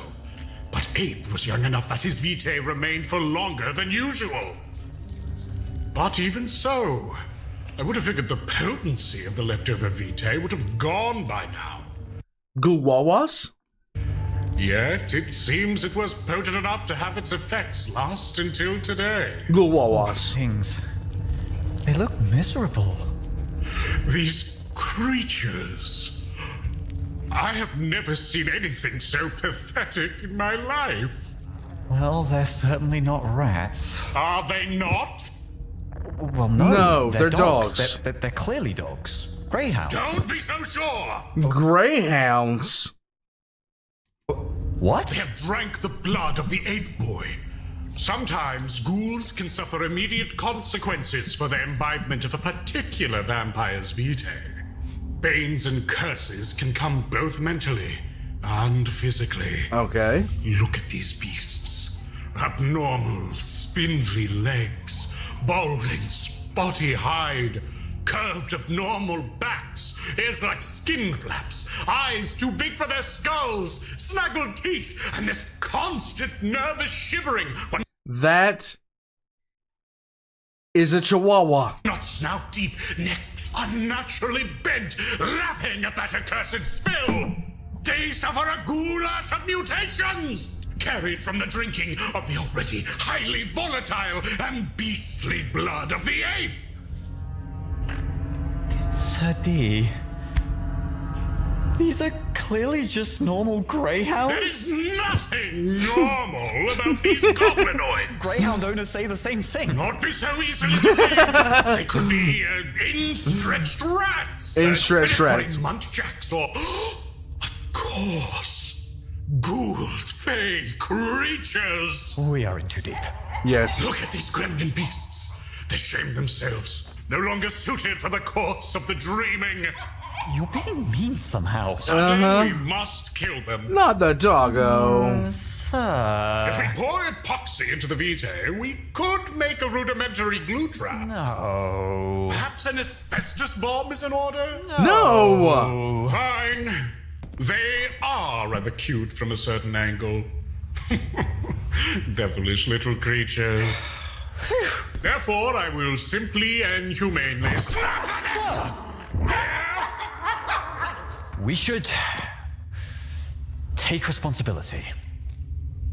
Is that not what I'm doing? No. We owe these poor animals more than this. I hate this as much as you, son-in-law, but this is mercy. It is dangerous to keep them alive. Not only to us, but to themselves. Why? Why? Why? Have I not elaborated enough on the why this evening? You have incensed me, son-in-law. Do not interfere. Sir, you haven't really gotten to the why yet. True. Not really. But I think I know what it is. It's about your children. It's about Marcus. As inquisitive as ever. Just before you do anything to these dogs, answer this. Why are you keeping diablerie and now the mechanics of ghouling a secret?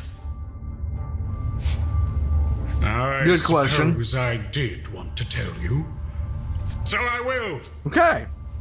I wish you to aid me in preventing Marcus from learning certain truths. Certain truths. Truths these creatures epitomize. Okay. That's what I figured. For the time being, at least, it must be kept sequestered. You know that Okay. ghouls can gain the powers of their dormitor. The entire time they're calling them greyhounds, but I'm calling them chihuahuas because they look like chihuahuas, more like grey than that. Yeah, they are chihuahuas. They are 150% chihuahuas. Of it, but enough to make the ghouls stronger, faster, age far slower, and gain access to vampiric magics. Well, in the chapter house, we will, without doubt, be dealing with an abnormal ghoul, much like these. How abnormal? I cannot say, but their dormitor and regnant, as I have learned. is one of the most powerful vampires in Norfolk, far outstripping even Diablerist Piotr. Okay. Well, I see where you're going with this. Marcus is brilliant in his search for optimization. The bloody stake jacket somehow worked to his credit. But do you really think he would stoop so low as to Ghoul himself? I can't see that. Him learning of diablerie from this experiment was a massive mistake. I could have prevented it, I recognize that. But the idea that humans can in essence diablerize vampires, preventing that knowledge from entering his highly eccentric mindset, is not too late. Marcus is willful, brash, arrogant, and stubborn. Okay. If he believes he can master vampire vitae without falling prey to its wiles, he will do it. And should he try, he will fail. I'll be frank. Okay. If you believe these risks are that great, couldn't you just teach him about these dangers before he comes across them himself? Marcus never lets dangers stop him, even at the cost of a functioning brain. Just like his father. Hey, stop squirming! Stop rotating! Then why let him hunt? If this information can be stumbled upon when hunting like this, why allow Marcus to carry out interrogations and, hell, even experiments on our quarry? If you really think it's that serious, why are you ever allowing him this kind of freedom? It is not a matter of allowing him. He has chosen this path, as all my children who hunt have. And I am proud of him for it. Okay. In time, I shall shape Marcus into a hunter much like myself. That's scary. I cannot deny that Marcus is already immensely powerful. Uh-huh. And in sheer headstrong determination, almost surpasses me. But in his pursuits, he hurts himself. Even if he is sat down and taught the risks of, say, imbibing vampire vitae, would he really listen? I think he would. I really do. At least talking to him would be worth a try. You might not have noticed, but he sees vampires, what they can do, their power, Uh-huh. and yearns for such power himself. Who wouldn't? He cannot help it. I can fully relate. Almost any hunter can. But that kind of power will damn him. And why would he care if it damns him? His damnation could save thousands. He thinks he Okay. can overcome such a curse and balance the scales, but that's hubris. And Marcus has yet to comprehend the true reality of damnation. Only once he discerns it for himself can he know the cost of that path. I was hoping that, True, Alpha Omega. given the freedom to face them of his own accord, he would learn. But so far, he instead places blame on me for not serving theory to him, mushed up on a plate. Okay. All right. Uh-huh. All right. I feel you might be underestimating Marcus. It is your privilege to believe that. If whatever Kevin told you is true, then Marcus is already likely to see a person that he knows as a ghoul, potentially pulling whatever tricks they've got up their sleeves when cornered. If it is so, I hope that, in itself, is the lesson that will get through to him.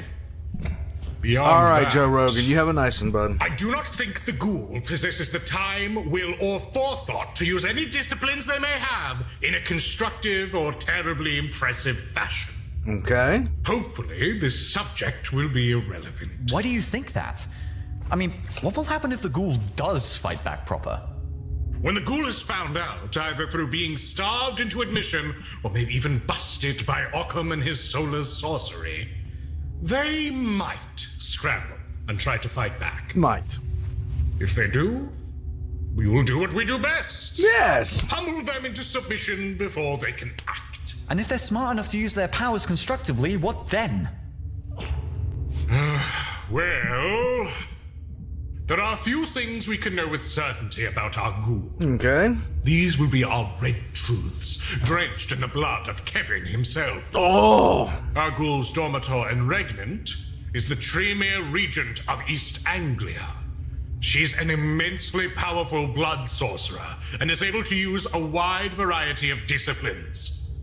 This also means our ghoul has a fair quantity of disciplines they could potentially have. That is bad. Bad. But this is something I have learned about the Regnant's favored ghouls, particularly those that work as spies. Oh. They only have what's useful for their roles. Sharpened senses, the power to bend minds, and, for a special few, blood sorcery. Oh, that's... But for most, Blood sorcery is not a fun prospect. nothing at all. It is, I am told, considered an irrelevant investment to that most callous regent. So in the worst case, nothing we haven't dealt with before then? True! However, you vex me with your concern. Yes, Sway vex to me. second-guessing myself. Oh. It is possible they have been granted another tool. There are certain policies, so-called drafts, that vampiric sorcerers can create with their vitae. These drafts can give another vampire or a ghoul limited access to more powerful magics. Oh my If god. only for a short time. Oh god. These drafts are usually limited to disciplines of strength, speed, and endurance. But, and this is the kicker, here, as far as I know, unique to Norfolk, there is at least one more of these drafts. A draft of domination. Domination. With just such a draft, a ghoul could perform even worse acts of mind chicanery. They could give victims complex orders that will be carried out without question. They could even order them to attack their friends and family. These sound like incredible risks, should they be present during our operation. We should be moderately wary. Yet the risk of this draft being present, I find, is not outweighed by the risk inherent to Marcus's knowledge expanding too far. Sadi, sorry, but why are you so cavalier towards the threat of this ghoul compared to your worry over Marcus? What if the ghoul ends up a significantly larger threat than you're expecting? My priorities are not that skewed. If it becomes relevant, I will have to give in and inform. Oh my god, I'm informing. No, not again. Sadi. Fine. You will have to help me clean up the inevitable mess. Not the vomit, the ghoul stuff. Yeah, Fair. right. Yet even so, I am confident. No matter how powerful their master is, they've walked into the lion's den. They could never hope to defeat 5 prepared hunters, a Celtic martial artist, and a really bigoted Belgian. They have no hope. And frankly, I believe Reynolds will be a bigger threat to us than any ghoul. There will be enough suffering for this poor victim even before the grand reveal.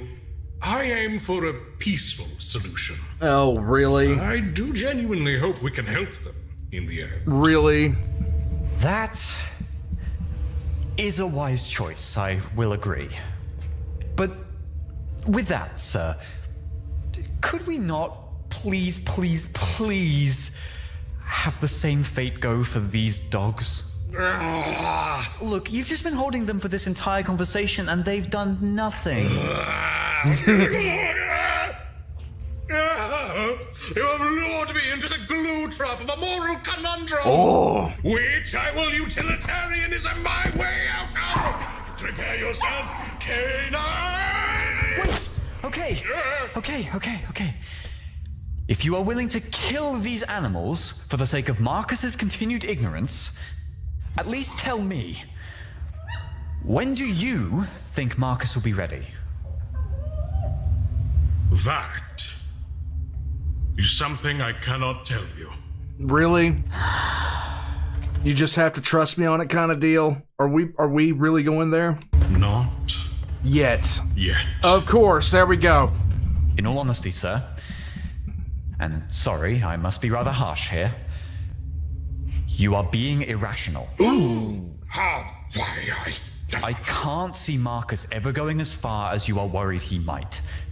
I see a headstrong attitude, I see recklessness, and I see a want to one-up the opposition in creative and unexpected ways. But abusing vampire blood? No. What worries me far more is the fact that this secrecy of yours is creating rifts between you two. He doesn't trust you. Ew. He knows you are keeping things from him. Oh. I mean, you should know. Yes. He complains about it constantly. Yes, I have worried somewhat about our relationship as of late. I think you should consider that perhaps what you're seeing here is a projection of yourself and your own failures. Ooh. Not a projection, a reflection. Oh. I see in him myself in my younger days. I see a dark future that can still be halted in its tracks. And I see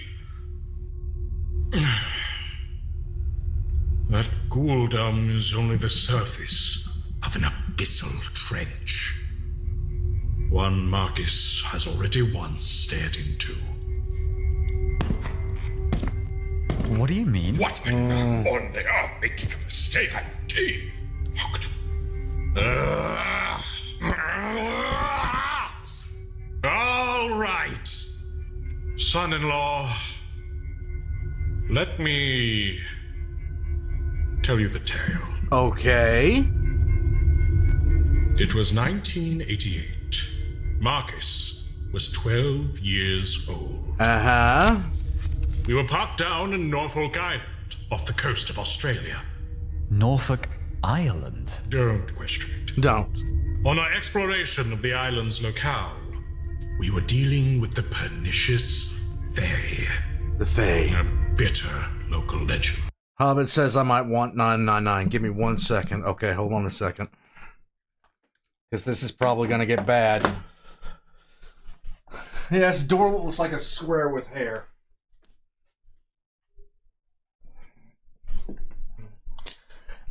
All right. Yep, here we go.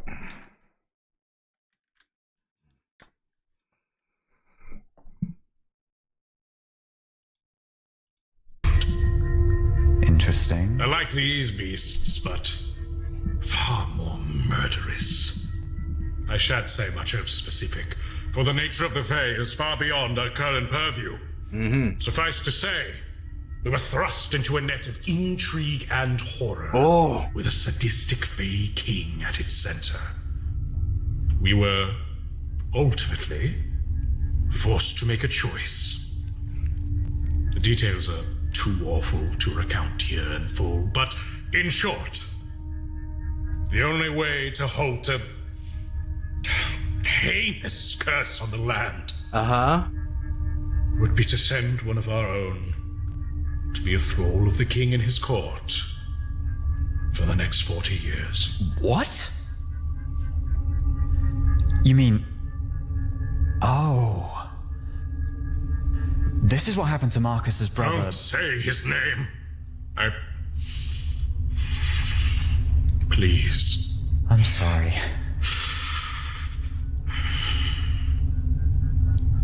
Marcus knew what was going to happen. And despite his youth, in a bid to save his dear brother, he made a horrible mistake. What on earth are you talking about, Sir D? In his attempts to thwart this dark bargain, he believed he could make another. Marcus thought he was channeling a rival power in the Fae court. Instead, he made direct contact with something far, far worse. A dreadful alien presence. An unfathomable evil. It is beyond description, son-in-law. An outer force. Not a monster. Not a demon. A thing.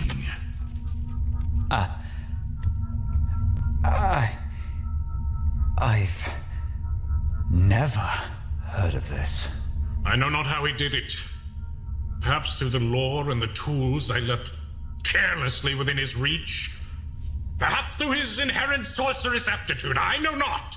But for a moment, just a moment, a connection was made. And the abyss, for a time, closed in around us. The abyss? Door, horse, Anton. All moved quickly. Severed the ritual, severed the connection. But that entity, that thing, it is still out there, son-in-law. Waiting. Oh boy. Watching. Hungering. Marcus's potential burns bright. You know this more than anyone. He can be the best of us. The best of all of us. Yet it is that same promise that can damn him lower than any other. Our plan to thwart the bargain failed because of that ritual. That day, I lost a son. It was not the first time. Oh. But it shall be the last. I shall not lose another. Never again! Never again! Sadi. Marcus will grow. He will flourish. He will reach the heights that await him. But he must do so with my guidance. Without it, he could be lost in ways you cannot fathom. Do you understand? Without my wisdom, he is doomed. Should he part the dark too quickly, it already waits to engulf him whole. It knows him. It knows my son. No. Okay, so Big D at this point is not... Yeah, he is... Okay, first of all, Big D is better than Big D is Big E as a father. But this is the first time we've seen him really be like 100% rational. But as far as what the supernatural is, as far as what we must face, as far as the true horrors of reality are concerned, ghouls are specks of dirt at the tip of the froth on the surface of a trench so deep it is literally impossible for us to fathom. Ghouls and vampires, the fight against them is integral to our reckoning. It lays the very groundwork for our whole operation. Make no mistake. Okay. But there are realities out there that are simply too far beyond you. And Marcus, in his youth, no less, caught a glimpse of the million eyes that stare from the bottom of that trench, and their gaze followed, even as he looked away. Yeah, Why has he no. never told me this? Because he forgot. Forgot? Oh. How? That I cannot say. The mind cleanser? I understand. So, please, even if you cannot see it, please, just wait a little while longer before you say too much. Just a little more. It's gracious. Please, just say, how about... Yes, the release of that video game you two keep nattering about. The one you are so excited about being released after 10 years in development. Team Fortress 2? Yes! Team Fortress 2! Yay! When it is released, I will talk to him. I swore I will even play it with you. Oh. Will you? I will play it, and as we video game play, running about in the virtual space, happy and sedated and content, I will tell him everything. Okay, but wait, the official release date or the beta release? Yes! Let us shake on it! No. No. What? Counterproposal. I will not tell Marcus anything until TF2 releases, as long as the dogs are left alive. Okay. Really now? I will lie to Marcus about what these little buggers are, as well as why they're here. And what do you intend with them? It is possible to wean someone off of being a ghoul, right? Yeah. Rosalia suffered through her life as a ghoul. We tried to save her, but I failed. I hear that after our final goodbye, she got better. Yay. But I don't know how she managed it, because I divorced her and left Poland forever. She is celebrating 108 this year, I hear. And I'm very happy for her. Good. Wow. Good. That's great to hear. Then we have, well, something to work with. Is it a deal then? Sure is. And that is why you are my number one son-in-law. Not. Marcus is. And all. And boy. And all the others. Well, I am happy being number one-in-law. Here you go. well said. And stupid alleged hounds whom are clearly fake beasts, welcome to the team. Yay. Fortress 2. Hell yeah. Well, until you manage to unhook yourselves, little skim nymphs, we are your dormitors. Huh? After all, we're the ones providing the goods. Oh, God. Listen, Oh, you grandchildren. no. You will live in the attic. Any other vermin who enters this house, barring Mr. Smurples the cat. Mr. Smurples, of course. I hope you all get along. You will either chase out, eat, or forced to join your pack. A pack loyal to our family. This is... Right, okay. Come, let us show Marcus his new attic children. Wait, what? Marcus, wake up! You're a parent now. Oh my god. Oh, boy. I'll just... Just when I think I start to understand things, I better put this stuff in bags, I guess. Do so. Oh, it's sticky. Yeah.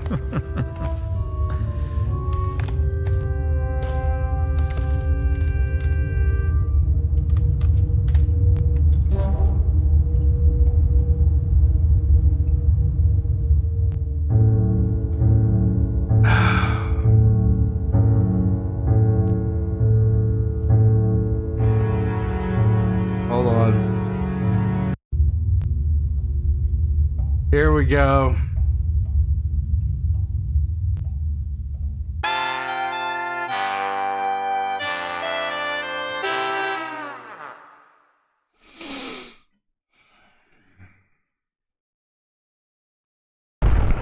Okay, everybody, it's me, Carl that arranged here to review the mummy book. So how it works is What that the hell? you're a ghost who looks like this, very scary, and you're very old, you're like 5 billion years old, like this, and then you died, and then there's a new guy here, a modern man, he goes, Hey. but then he also fucking died. You and him are one ghost with a baseball cap here, and you go, Hey. now that we got that out of the way, this is my character. He's a Bane Mummy bug buddy. As you can see here, he's very broken up, and he has a bandage over his head. He's the biggest rock star you've ever seen. Abraham Lincoln, who's also a mummy in my setting. He saved America. He built a pyramid out of logs, like this. And that's it for today. Hey. Warpugs. What do you even say? Yeah, exactly, Big Chur. What do you ever need when you have Carl?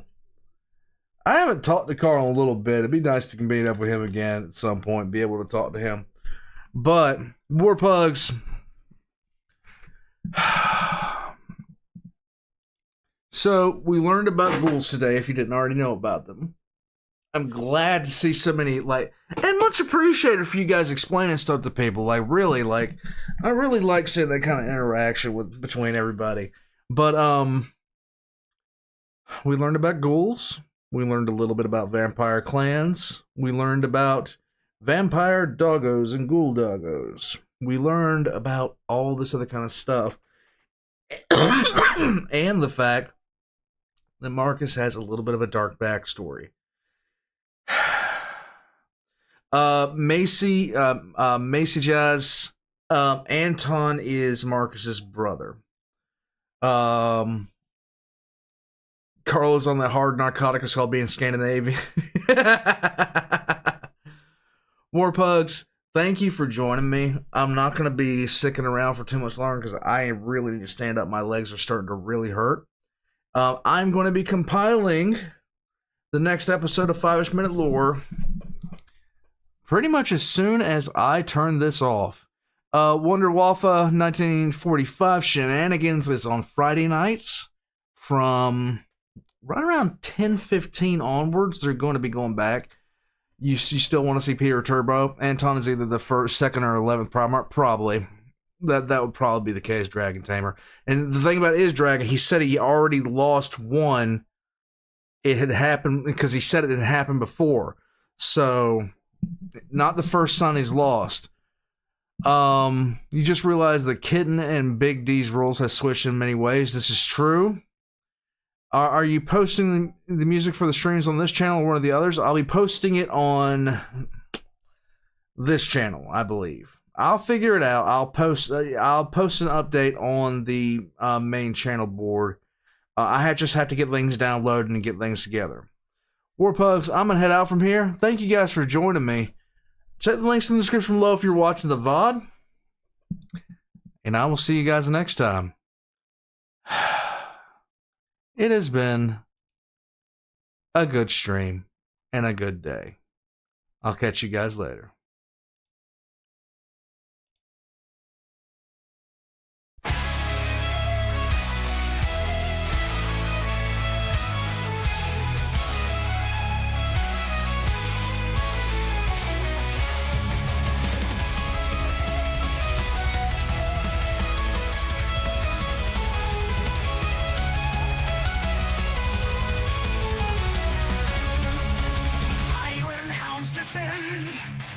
Death bringers in night, panzers rusted red, still they burn so bright. Screams in the void, blades and teeth collide. Brotherhood of steel, war crimes, no place to hide. Good times, war crimes, victories are feast. Howling war bugs, raw we eat for free.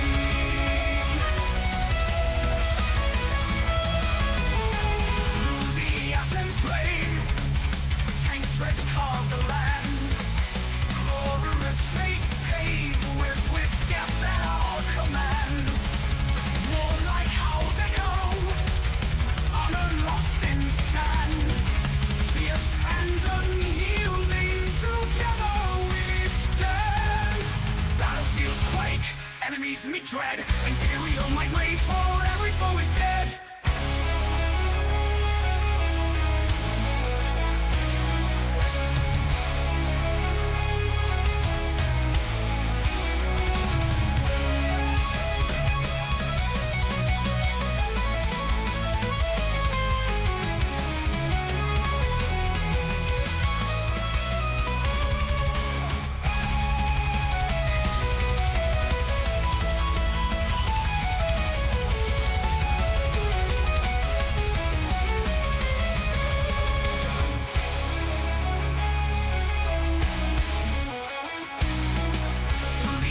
Flame, tank treads carve the land, glorious fate paved with death at our command. Through the ash and flame, tank treads carve the mouth.